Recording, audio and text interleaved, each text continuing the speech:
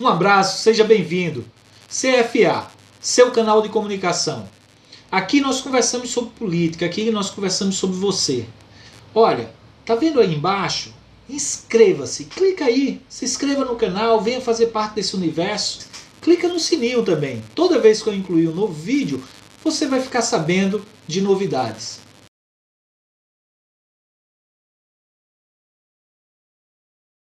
CFA, seu canal de comunicação. Aqui nós falamos de política. Aqui nós falamos de Roraima. Hoje, na entrevista da semana, eu trago uma figura maravilhosa, historiador, um lutador da classe dos trabalhadores, líder sindical do nosso município de Boa Vista. Tiago Braga, ele surge como uma voz, uma nova voz da luta pelos direitos da classe trabalhadora. Tiago, quando nós começamos nossa entrevista, uma pergunta ela é igual a todo mundo. Quem é Tiago Braga? Olá, bom dia a todos que nos acompanham. Eu sou o Tiago da Silva Braga, eu sou natural de Manaus, Amazonas. Cheguei aqui em Boa Vista, Roraima, em dezembro de 2002 e já estou aqui, eu vim passar umas férias e acabei ficando por aqui, já tem quase 18 anos, né? Então, em 2005, fiz o concurso da Prefeitura Municipal em 2004, fui aprovado, em 2005 fui chamado e estou aí como funcionário público municipal já faz há quase 15 anos. Sou graduado e bacharel em História pela Universidade Federal de Roraima. Estou finalizando uma pós-graduação em Gestão Pública Municipal pelo Instituto Federal de Roraima. E agora eu estou presidente do Sindicato dos Vigilantes Municipais de Boa Vista, Roraima. Já sou militante sindical de base, né? Sempre fui militante de base sindical, desde a época das grandes greves do Citran, desde 2008. Fui da base do Singvin, estou agora como presidente também. E como você falou, né? Eu sou um lutador da classe trabalhadora, né? Estamos aí na luta para conquistarmos e manter, né? Nesse momento a gente está mais lutando para manter e não tentar perder aquilo que a gente já conquistou. Eu costumo, quando eu converso com líderes trabalhadores, dos trabalhadores, líderes sindicais, eu faço sempre uma pergunta que para mim ela é importante, até para perceber essa necessidade que nós temos da classe trabalhadora. Em tua opinião, qual a importância do movimento sindical na luta dos trabalhadores? Esse momento atual de crise do sistema capitalista, eu acho que ele tem mostrado o quanto é fundamental as organizações sindicais na luta e na defesa dos nossos direitos conquistados ao longo dos séculos, né? 13º, férias, FGTS, estabilidade em concurso público, isso aí não caiu do céu, né? Isso aí foram mais de 100 anos de lutas e de conquistas. Nós temos aí grandes exemplos na história, as grandes greves do início do século XX, do final do século XIX, aqui no Brasil, nos Estados Unidos e também na América Latina como um todo, mostram que as organizações sindicais elas são imprescindíveis na luta e na defesa dos direitos da classe trabalhadora. Sem elas é impossível a gente pensar em ter um horizonte, digamos assim, de conquistas. Você pode até questionar hoje, né, as burocracias sindicais, as dirigências pelegas que hoje estão, né, comandando praticamente todas as grandes centrais hoje. Você pode questionar isso, mas você defender o fim dessas organizações, isso é impensável, principalmente no momento desses agora, em que a gente vê diversos direitos nossos trabalhistas, seja dos trabalhadores seletistas ou dos trabalhadores do serviço público. Então, as nossas conquistas ao longo do século, só mesmo as organizações sindicais, não só elas, né, também elas, mas também com movimentos populares, movimento dos trabalhadores sem terra, sem teto, etc., ou seja, fazem parte de um conjunto de organismos para defender os nossos direitos, né? Ou seja, são imprescindíveis.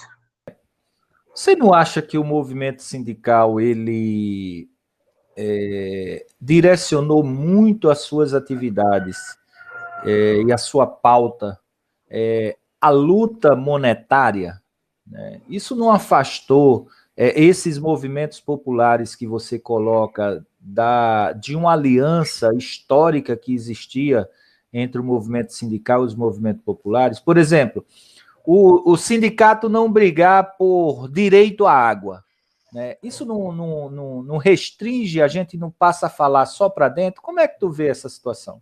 Não é só isso também, né? Ou seja, além de ficar muito nessa questão monetária, também ficou muito, assim, digamos, naquelas situações só festivas, né? Eu sou a favor, é claro que a gente tem que comemorar datas festivas, etc., dentro dos sindicatos, mas a gente sabe, você também sabe disso, que, por exemplo, a data do Dia do Trabalhador, em vez de você fazer uma data reflexiva, né, de estudo sobre o porquê da data, hoje virou mais uma, digamos assim, uma coisa de firulas e confetes. E sobre essa situação da luta por salários, a luta monetária, também acaba se tornando um fim em si mesma. Por exemplo, porque hoje pouca gente sabe que a crise que nós estamos vivendo no Brasil, né, seja pelo autoritarismo ou pela crise mesmo do sistema capitalista, que isso tem uma, digamos assim, uma ligação em escala mundial. Mas se você não estuda, se você não faz uma reflexão disso, acaba que o trabalhador fica aí meio perdido, né? E acontece que, né, outras questões, por exemplo, o direito à moradia. Pouco se debate dentro dos sindicatos o direito à moradia, a reforma agrária, que é uma coisa essencial. Você vê hoje, por exemplo, atualmente nessa nossa crise sanitária, pessoas perdendo suas casas, perdendo as suas terras, pequenos produtores, pequenos poceiros, e acaba que a gente vê essas coisas acontecendo e dentro da maioria dos grandes sindicatos, que inclusive tem um poder aquisitivo para fazer a discussão e até mesmo prestar uma solidariedade de classe a esses movimentos populares, não faz, ele fica meio afastado, fica, ou seja, girando tudo em torno só mesmo dos nossos, digamos assim, dos nossos grupos. E acaba, inclusive, que quando nesse momento que nós também somos atacados diretamente pelo governo federal e pelo Congresso, você vê pouca receptividade do público em geral por conta disso. Porque como o sindicato, hoje, a maioria deles estão muito fechados só nos seus grupos e nas suas bandeiras, ele faz uma discussão ampla sobre a reforma agrária, sobre os latifundiários que estão aí invadindo e tacando fogo na Amazônia, agora sobre a privatização da água, ou seja, vai ser uma coisa, essa privatização da água, daqui a um tempo você vai ver, Fábio, quando eu saí de Manaus, a água lá, se eu não me engano, foi privatizada em 2000, a água era ruim, mas você sabe que hoje, né, hoje eu tenho uma clareza mais disso, que faltava assim, investimentos para você tomar água de qualidade de Manaus. Mas se você acordasse 5 horas, 4 horas da manhã e abrisse a sua torneira, você tinha água. Se você chegasse em sua casa, do trabalho, e fosse querer tomar um banho meio-dia, se ligasse seu chuveiro, você tinha água. Hoje em dia, em Manaus, não acontece isso. Você tem água em Manaus um dia sim, 2, 3, até às vezes uma semana não. Tem bairros em Manaus que passam até de 60 dias sem água. E a água lá foi privatizada por um grupo francês. E o que acontece? As taxas de água são absurdas. Hoje você paga 300, 400 conto numa conta de água lá em Manaus. A água lá está mais cara do que a conta de energia. E veja que lá o povo amazonense está sentado, eu acho que numa bacia hidrográfica, eu acho que na maior do planeta. E é um contrassenso, isso é um paradoxo. Isso é um reflexo, quer ou não, que as pessoas enxergam ou não, isso é um reflexo do sistema capitalista.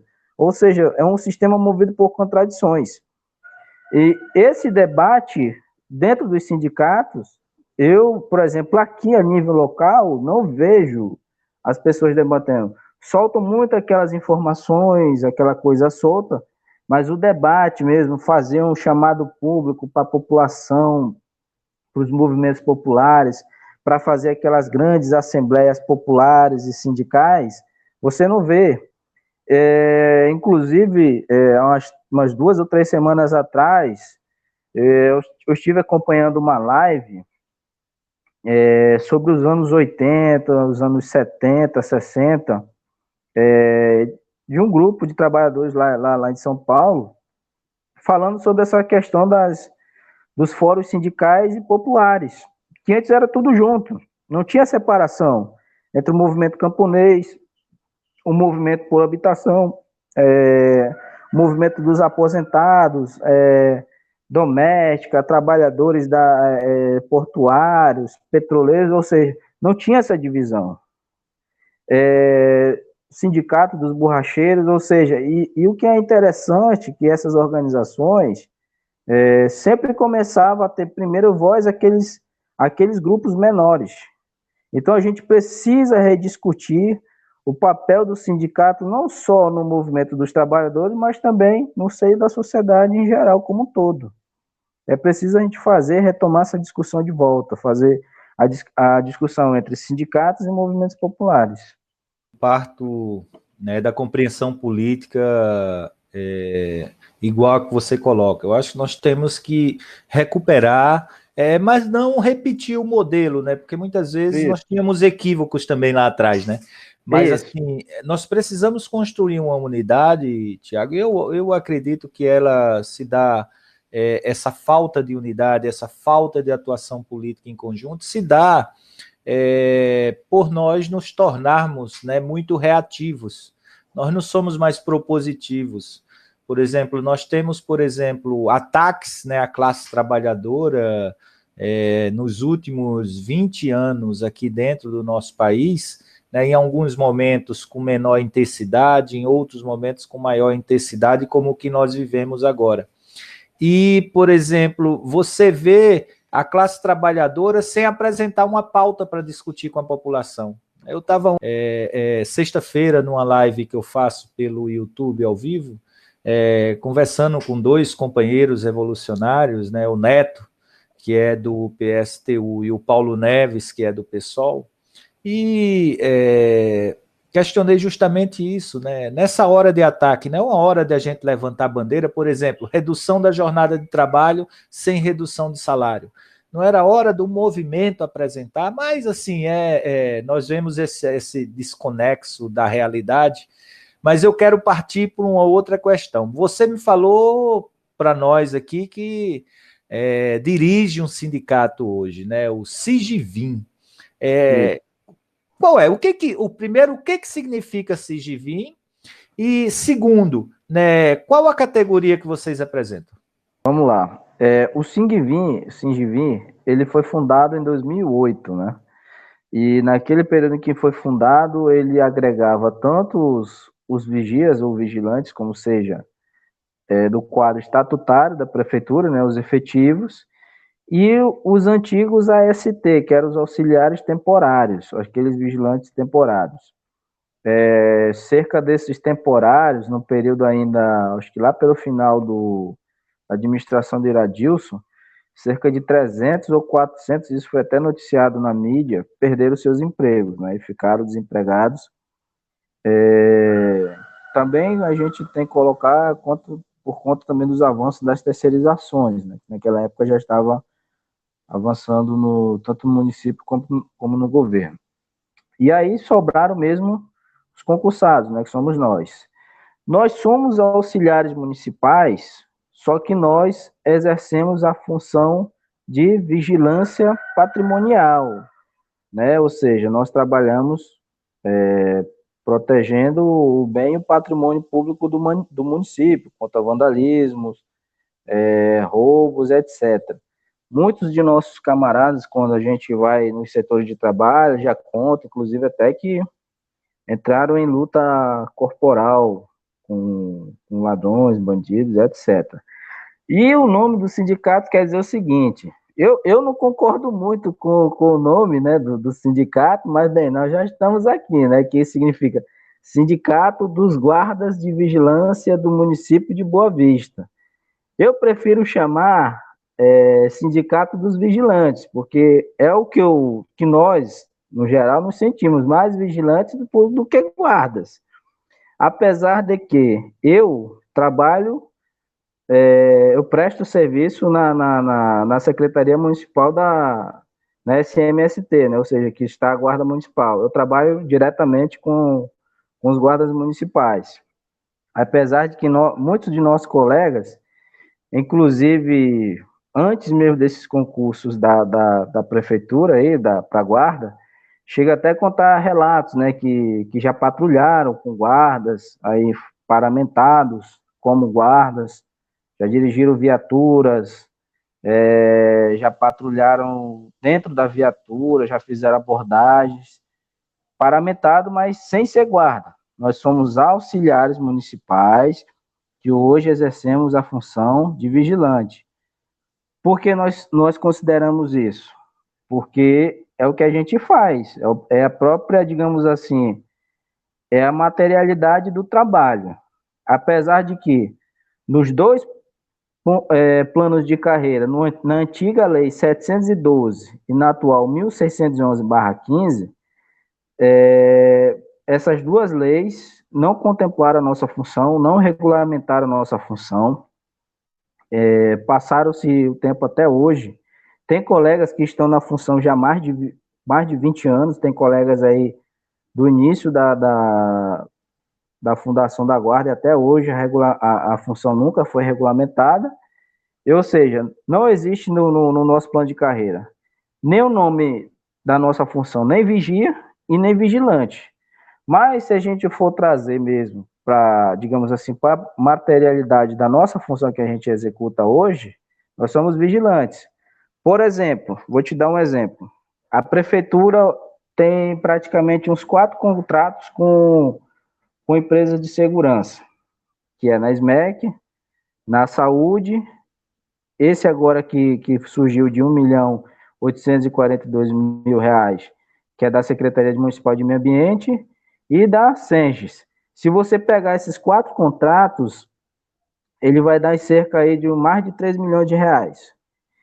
Isso aí daria com folga, para pagar o nosso adicional de risco de vida, que foi aprovado no PPA, era para ser pago a partir de janeiro de 2019 até 2021, e esse valor nunca foi pago.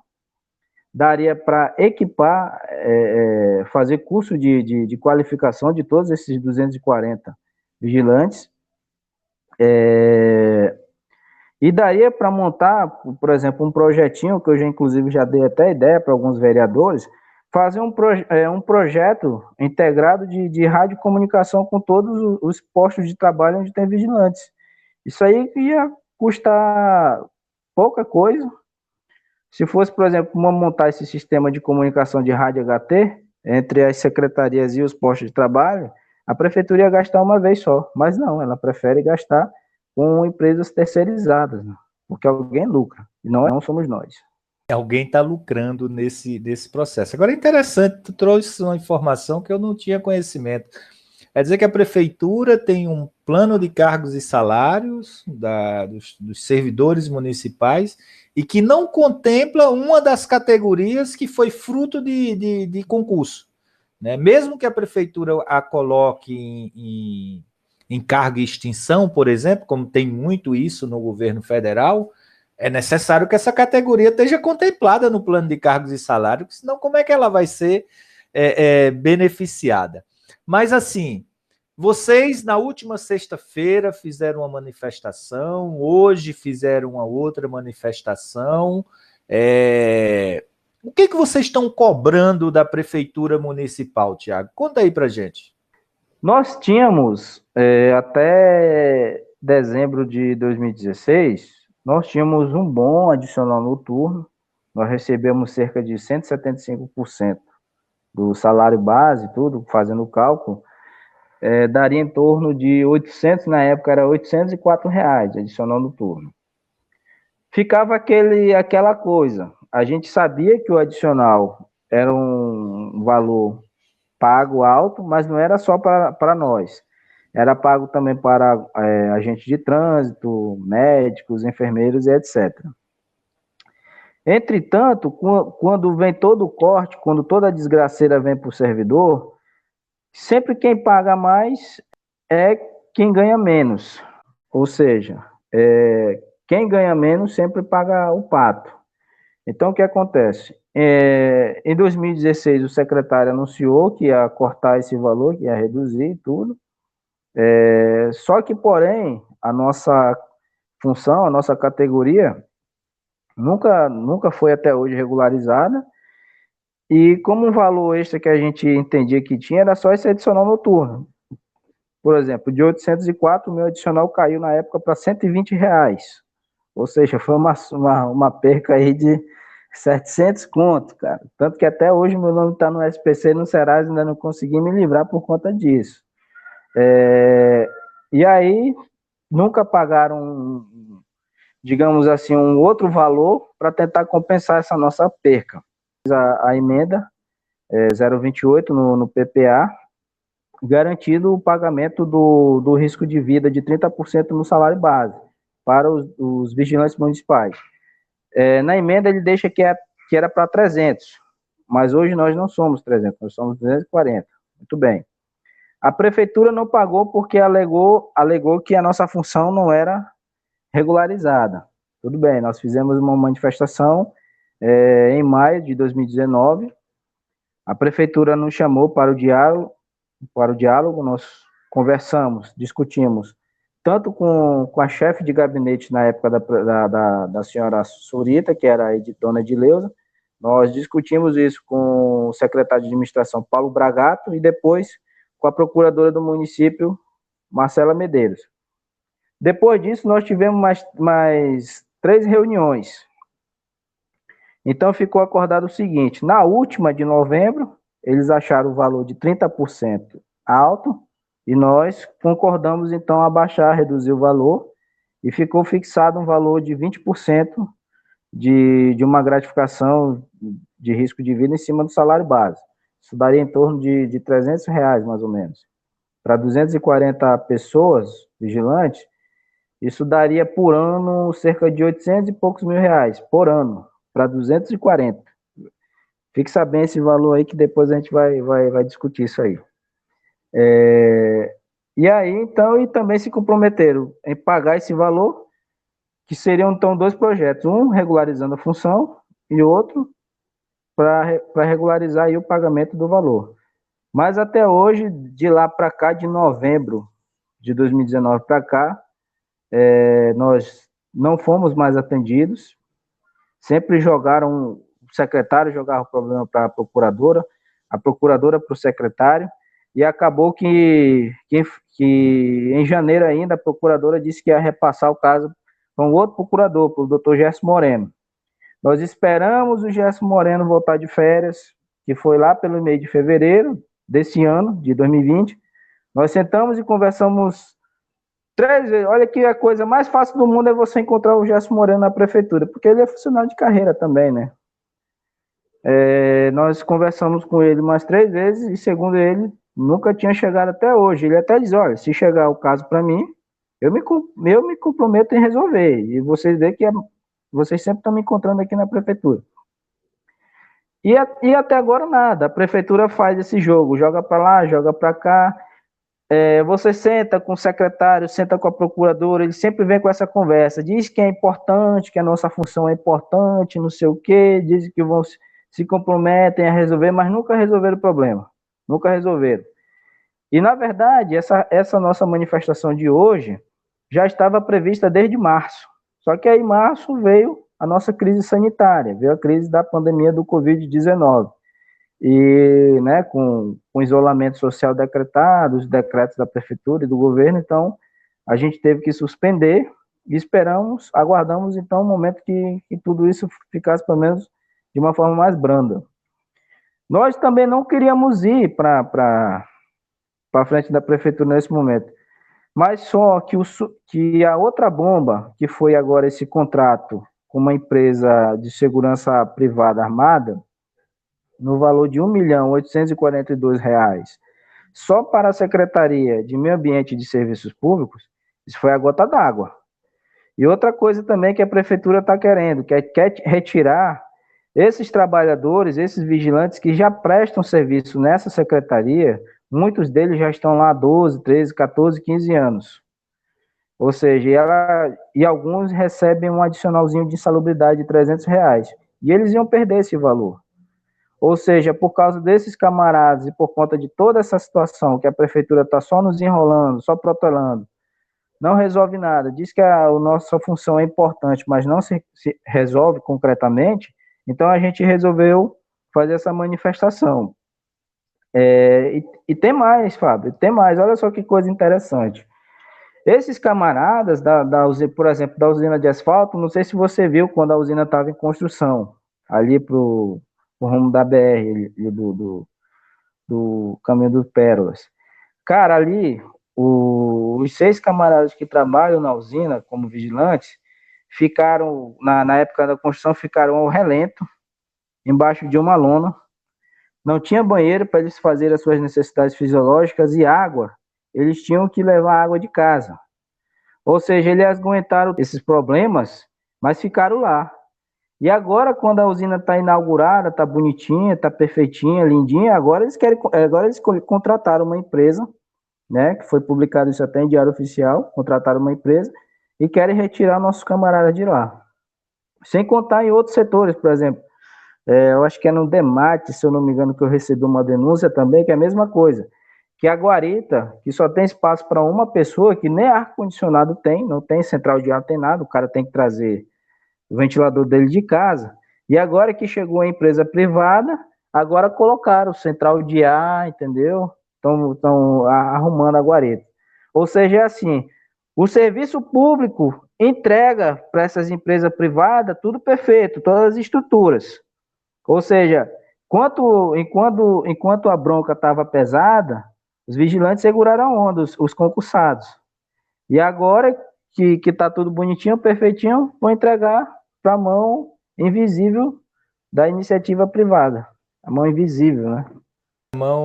Essa mão não tem muita coisa de invisível, não. Ela é bem visível, porque ela que administra esse Estado brasileiro, né? E a gente vê isso. Por exemplo, na década de 90, o Brasil, entre final, no governo Sarney, até o governo Itamar, o Brasil investiu muito dinheiro público para criar os canais de intercomunicação da telecomunicação brasileira, para justamente poder se implantar o telefone celular. O que é que faz Fernando Henrique? Entrega tudo feito para as telefonias só explorarem e terem que ampliar, e até hoje nunca foi ampliado. Mas os trabalhadores, eles são penalizados, eles são hoje massacrados por essas gestões públicas, né? Até porque a onda deles é a defesa do Estado mínimo. E dentro dessa proposta de defesa do Estado mínimo, um dos principais olhares que a gestão municipal, tanto da Prefeitura de Boa Vista, quanto do governo do Estado, quanto do governo federal, é o ataque à previdência dos trabalhadores. A Prefeitura encaminhou recentemente uma proposta de reforma da Previdência. Vocês já tiveram uma reforma feita ano passado, né, que criou o teto do regime geral de previdência, da Previdência Social, como, né, percentual máximo de percebimento, e agora a prefeitura encaminha uma complementariedade desta reforma.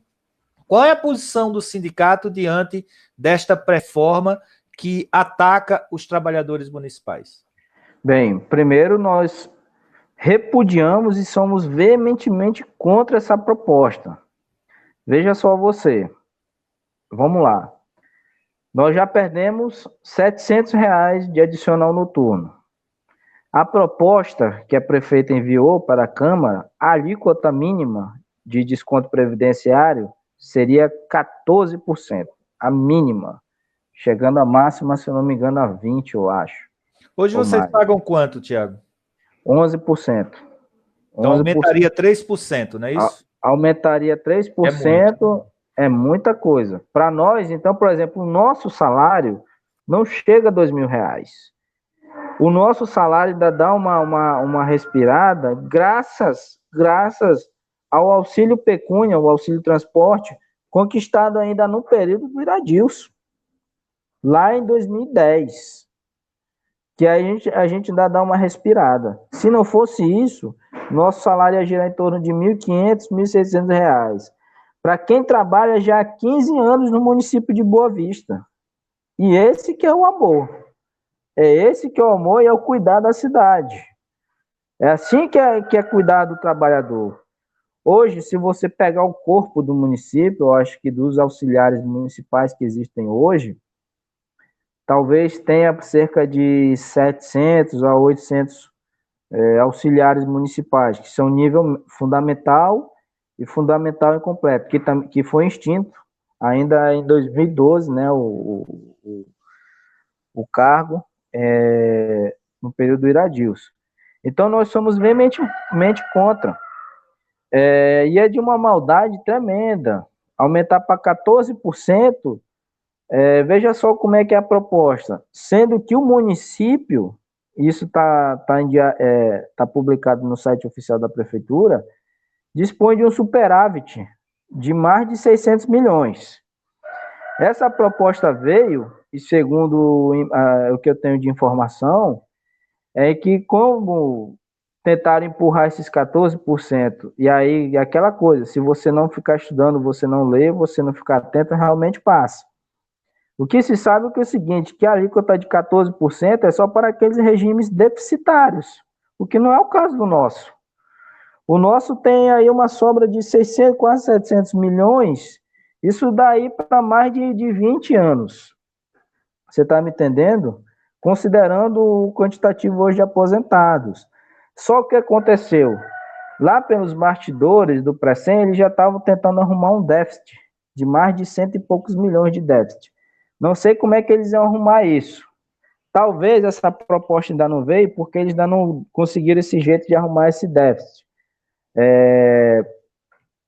Porque se aparecer o déficit, vai ter que aparecer documento, vai ter que aparecer quem foi que fez um investimento errado, vai ter que aparecer nomes. Então, acredito eu que essa proposta ainda não veio justamente por conta disso.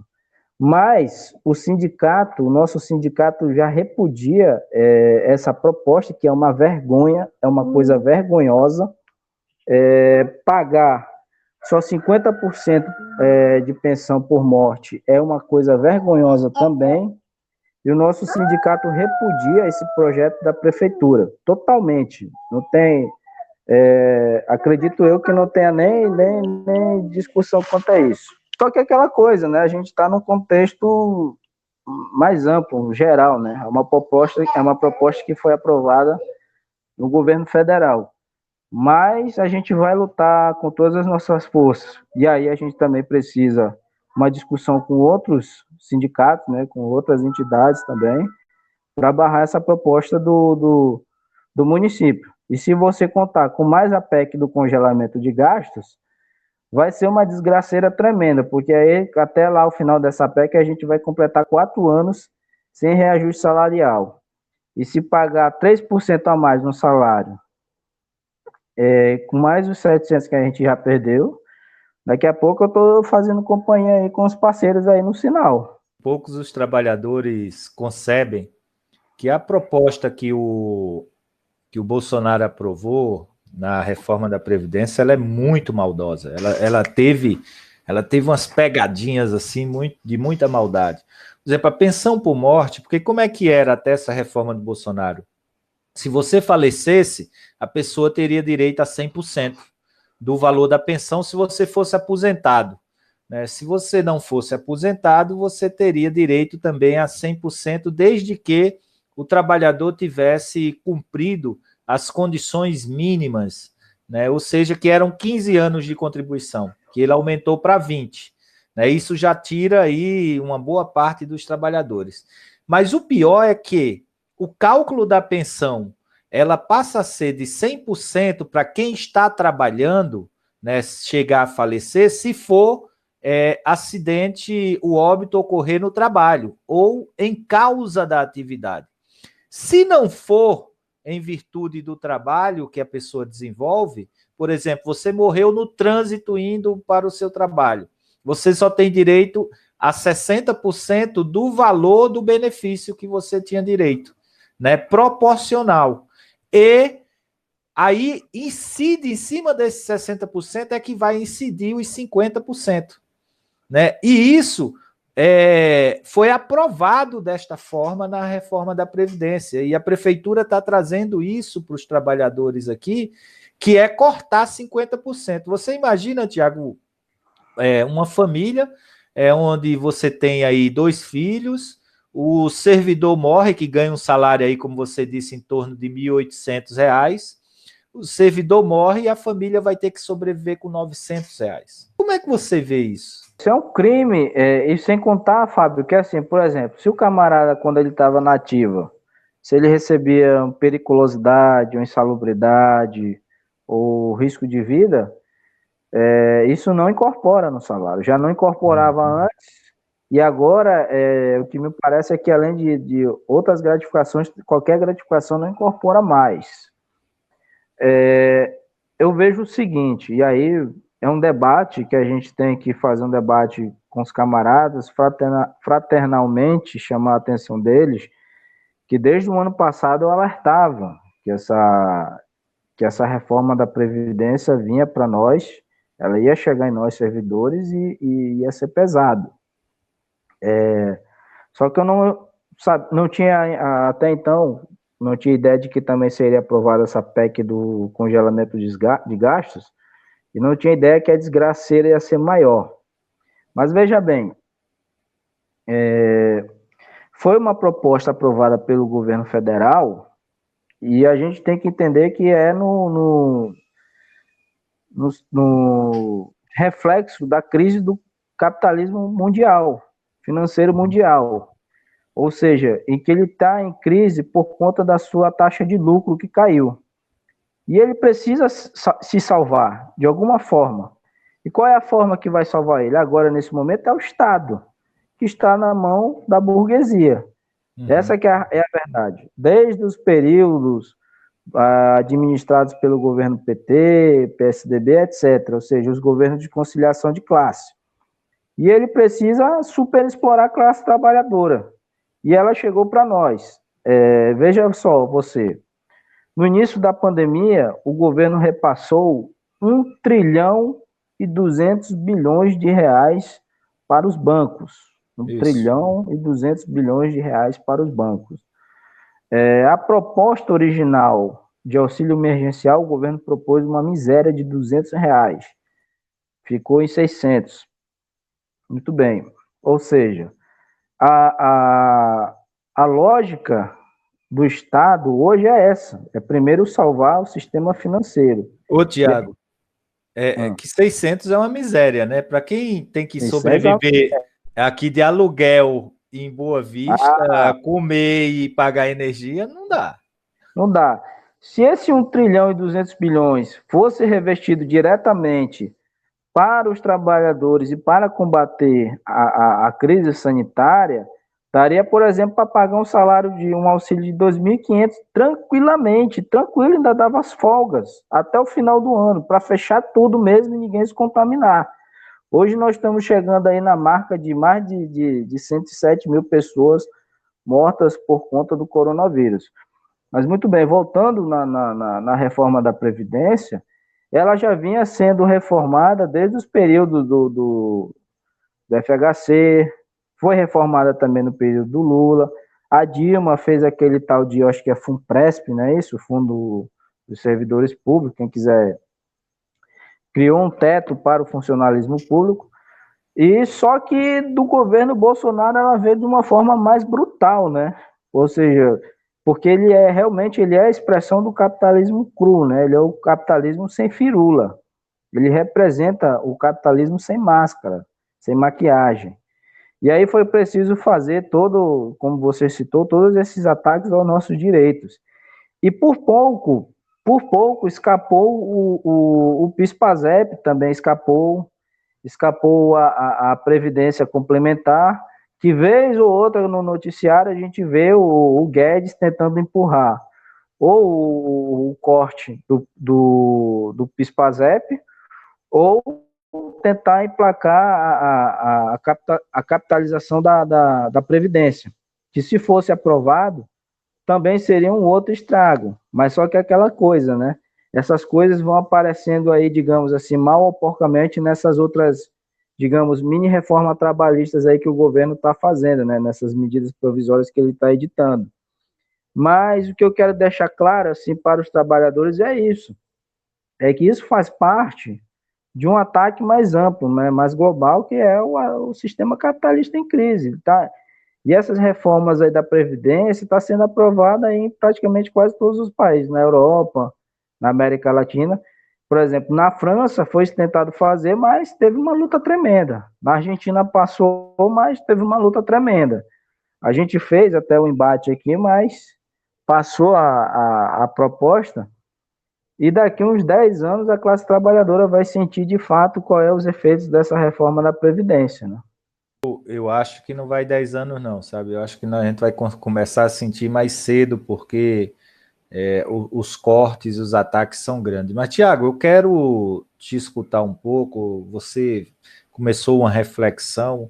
Eu sei que não é uma posição do sindicato, o que eu vou te perguntar agora, mas eu queria saber do Tiago Braga, né? Como é que o Tiago Braga avalia, né? Qual é a tua opinião sobre o governo Bolsonaro, que, como tu bem começaste a falar, manteve a emenda do teto de gastos, né, aprovada pelo governo Temer. Esse teto de gastos vincula os gastos primários, ou seja, com educação, saúde, meio ambiente, saneamento, trabalho, a inflação. Porém, os gastos financeiros, que são os dos bancos, né, da especulação imobiliária, não possui teto. Você pode gastar o que quiser. Tanto que o orçamento, Tiago, de 2019, o orçamento executado no Brasil, foi de 3,4 trilhões de reais. Sendo que 2 trilhões, quase 2 trilhões, 1,9 trilhões, mas quase 2 trilhões de reais, foi gasto com despesas financeiras, né, para remunerar bancos, especuladores financeiros. Como é que você vê esse governo Bolsonaro? Você concorda com essa caracterização de que nesta pandemia esse governo pode ser chamado de governo genocida? Seguinte, vamos lá. Primeiro, como eu falei, o governo Bolsonaro é a expressão de uma crise mais ampla, de uma crise mais geral, do capitalismo a nível mundial. E aí você vê esses líderes, os populistas de direita, né, que se aparecem para resolver todos os problemas. Você vê na Hungria um caso mais concreto, né, do Orbán. Você também na Polônia, um exemplo bem clássico disso. E é aquilo que a gente entende que os governos do PT, né, foram três governos e meio, né, de governos de conciliação de classe. E também, Fábio, a gente não pode esquecer, né, deixar escapar isso. Me desculpe aí, meus amigos que são petistas, né, que têm simpatia pelo PT ou outras vertentes de esquerda, mas o governo Bolsonaro também é fruto, é resultado dessa crise que o PT deixou para nós e da conciliação de classe que eles toparam fazer. Tá aí, agora há pouco nós falamos um pouco sobre reforma agrária e reforma urbana, né? Ou seja, sobre habitação. E nesses governos petistas, pouco se avançou sobre isso, né? Pouco foi, digamos assim, era um governo que a gente tinha muita esperança que poderia fazer isso. Inclusive, mesmo até digamos, a auditoria da dívida, nenhum governo petista se atreveu a fazer. Eu acho que, se eu não me falha a memória, foi no segundo mandato da Dilma que ela colocou em pauta, mas já era tarde, né? O Bolsonaro, ele representa a face mais crua, nua e crua do capitalismo, que é essa. Que é isso, superexploração da classe trabalhadora, entendeu? Redução total, brutal de todos os direitos sociais conquistados, a duras penas, e é isso. Eu sei que eu tenho muitos colegas, a maioria dos meus, da nossa base no sindicato votou, e às vezes outra gente volta nessas discussões, mas é o que está se mostrando. Essa crise que está hoje, tanto no município como no estado, de poucos investimentos públicos, é muito fruto por conta da emenda constitucional número 95, que é o teto de gastos. E o Bolsonaro, na época, como deputado, votou a favor. E agora ele nem se atreve em mexer nessa emenda. Ou seja, os gastos financeiros, eles mantêm os gastos financeiros correntes, inclusive agora na reforma tributária do Guedes, que ele quer dobrar a taxação do setor de serviços, mas quer praticamente dar uma isenção financeira para os bancos, ou seja, deixando eles com 5,4%, eu acho, de taxação. Isso é um absurdo. Ou seja, esse governo está mostrando para que realmente ele veio. Ele não, digamos assim, as pessoas até falam, mas eu fui enganado. Não, o Bolsonaro, ele foi muito claro na campanha eleitoral dele. Ele foi muito claro, ele falou realmente o que ele representava. E é o que ele está fazendo. E se a gente fazer uma análise crua da situação, para nós trabalhadores, a gente não tem nada. Ou seja, na verdade, a gente está perdendo e corremos o risco de perder mais. Digamos que mais para frente, se essa emenda do congelamento do salário do funcionalismo virar um projeto de lei, cara, a gente está ferrado. A gente está ferrado.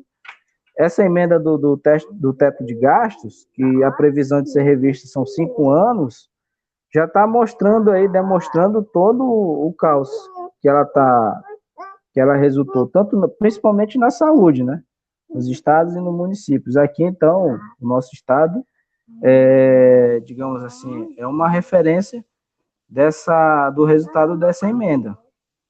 É claro que tem outros problemas de desvio de dinheiro público, né, que é crônico isso aqui na saúde aqui do nosso estado, mas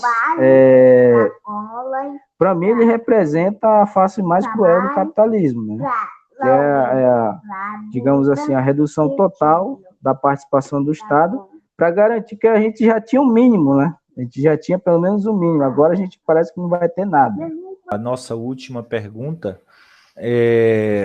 nós temos uma eleição municipal que se avizinha, né, dentro dessa loucura dessa pandemia, né, que a gente não sabe nem como vai funcionar essa eleição, mas eu gostaria de escutar do representante, né, do Sigivim, mas não só do Sigivim, mas do representante dos servidores públicos do município de Boa Vista, quais são as principais demandas que os servidores públicos trazem para os candidatos, né, tanto a prefeito quanto a vereador nessas eleições? Bem, primeiro é aquela que tem que manter, digamos assim, a dignidade e a sobrevivência material nossa, né, que é um salário digno, né, o cumprimento do nosso plano de carreira e valorização. A gente viu que esses 8 8 anos aí de administração MDB, Surito e Jucá, pouco se avançou nesse aspecto, nossa questão salarial. Até lembro que na época que foi aprovado o nosso plano de carreira em 2015, e que foi com muita luta que nós conseguimos isso, que foi com uma greve vitoriosa aí de 7 dias, inclusive no início ela não reconheceu, ela pouco se lixou para a nossa greve, parece que a gente nem existia, e não gosta de sentar para discutir com líderes sindicais a situação da classe trabalhadora. Essa que é a realidade.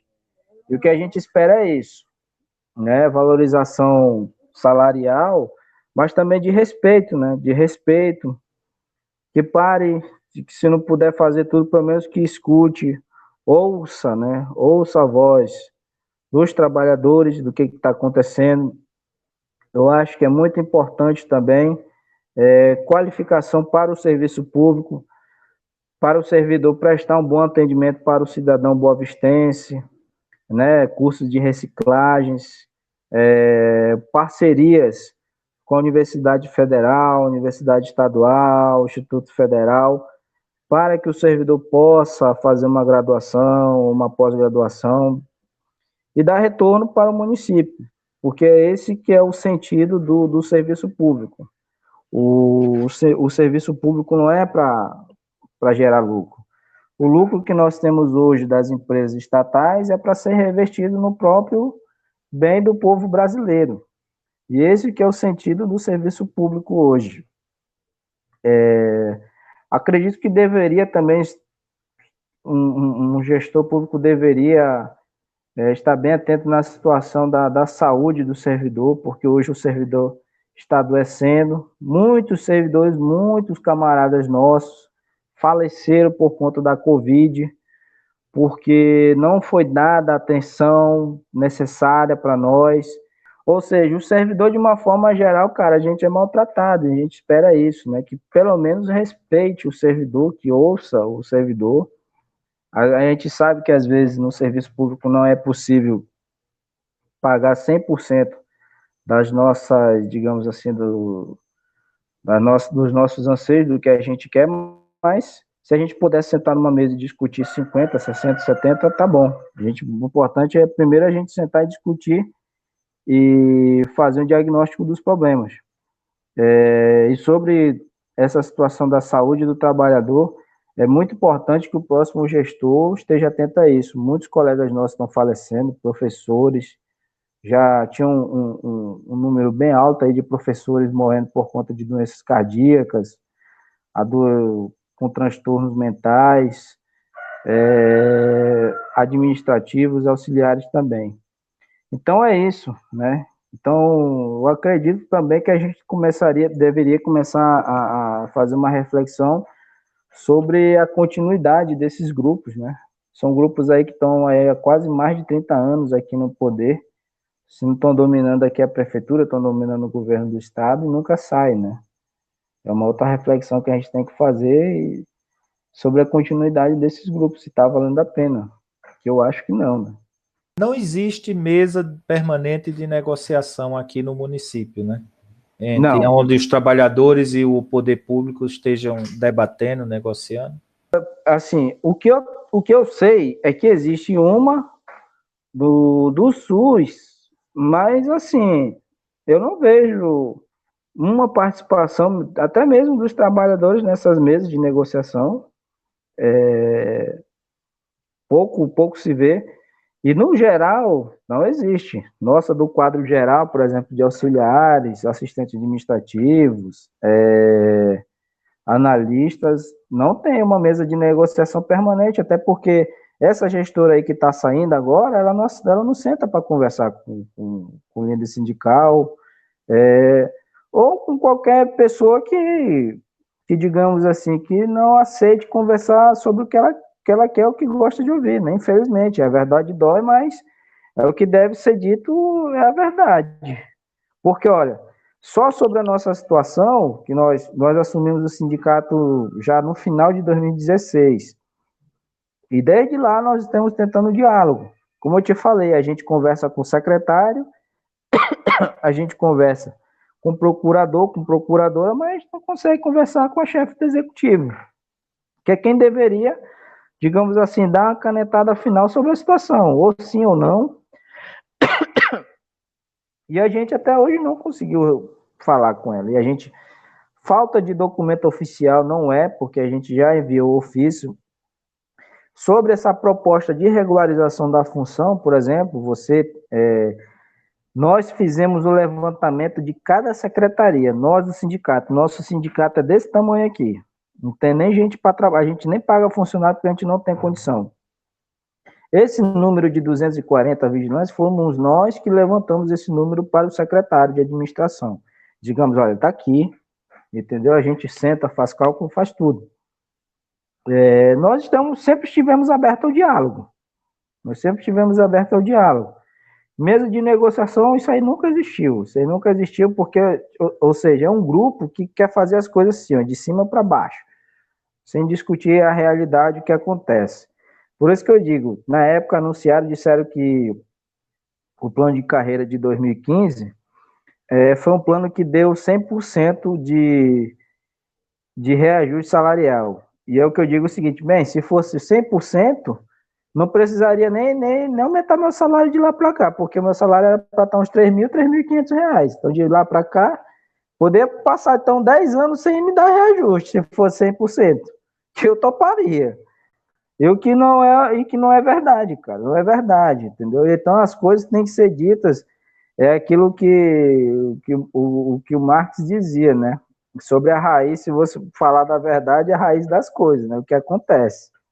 Não adianta fazer firula que não cola, cara, não cola. Em mesa de negociação, nunca. As pessoas se reúnem, olhem para você, apertam na sua mão, batem na sua costa, diz que vai resolver e depois estão aí, ó. Fica aí, joga para um lado, para o outro, e os problemas dos trabalhadores do município só se agravam, só pioram. Está aí o preço dos alimentos aí explodindo, o preço da carne de um estado que produz carne disparou, o quilo do bife aí está mais de 30 conto, você hoje não pode comer um bife em paz, sossegado. A energia, depois que privatizaram, disparou, prometeram que iam melhorar os serviços, que ia abaixar o valor da conta, mentira. E tá aí, os preços dos aluguéis dispararam também. Então, a nossa situação está cada vez mais feia, a crise do capitalismo está nos jogando cada vez mais para a miséria e a gente precisa ir para a luta. A gente precisa superar esse sistema. Eu quero agradecer muito, cara, tua participação aqui no canal. Né? O canal está sempre à disposição. O objetivo desse espaço é poder possibilitar vozes que são invisibilizadas pela imprensa tradicional, né, pelos espaços de comunicação tradicionais, poderem aqui conversar e emitirem sua posição política, sua posição de classe, sua posição revolucionária. Eu quero agradecer e fica com você sua despedida final. Primeiro eu quero parabenizar, Fábio, o teu canal. Ainda bem que apareceu uma mídia, um canal desse alternativo para nós, que é como se você falou, é uma voz invisibilizada. Inclusive nós mesmos, às vezes o próprio município tenta nos invisibilizar, mas não consegue. Não consegue. Então, parabéns, muito obrigado pelo espaço, né?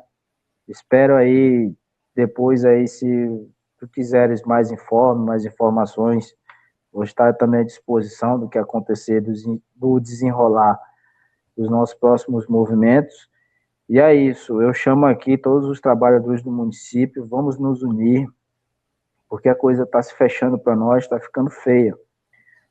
Aos camaradas aí que lutam pela terra, por moradia, aos nossos camaradas aí que lutam, que formam seus quilombos, né? Seus quilombos populares, que lutam contra a discriminação, contra o racismo, né? Que plantam. Então, isso é um chamado público para a gente se unir, discutir a situação da classe trabalhadora, da classe camponesa e dos movimentos populares em geral. E é isso. Então, chamo também a todos os vigilantes municipais, vamos nos unir, vamos nos sindicalizar, o nosso sindicato que está aí na luta por melhores condições e direitos trabalhistas. É isso aí, obrigado, pessoal. CFA, seu canal de comunicação.